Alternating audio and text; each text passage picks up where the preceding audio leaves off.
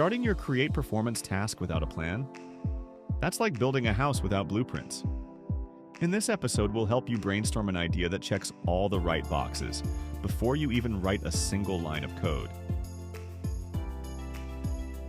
Every Create PT project needs 5 key ingredients: input, output, a list, a custom procedure, and an algorithm that includes both conditionals and loops. You need all 5 to earn full credit. Not sure what to build? Let's brainstorm some ideas that naturally include those 5 key components. Think about things like quizzes, choose your own adventure games, or apps that filter and sort data. The key is to keep it personal, fun, practical, and something you can actually test.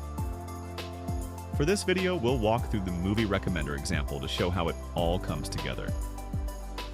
Quick disclaimer: you're welcome to get inspired by this example, but your final project must be your own idea, and your video needs to reflect your original work.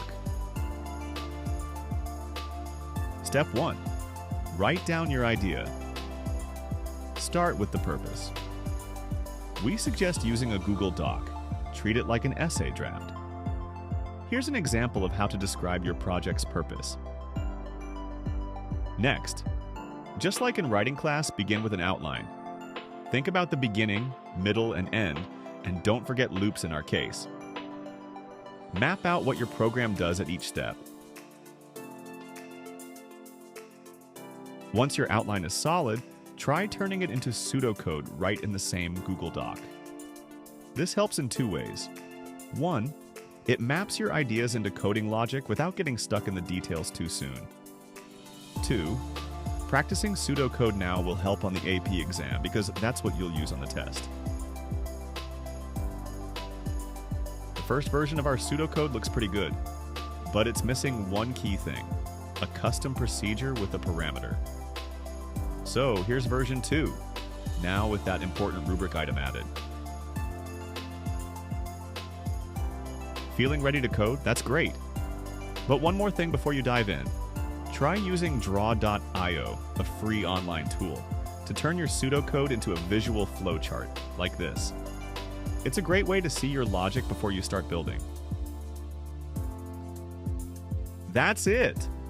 Take your brilliant, practical, fun idea and start coding. Keep the rubric in mind and focus on progress over perfection. Get the basic flow working first, then come back and add things like procedures, loops, and conditionals. You don't have to get it right on the first try. Just be careful near the end. Watch out for missing pieces like no list, no custom procedure, or no loop if logic. These are easy ways to lose points.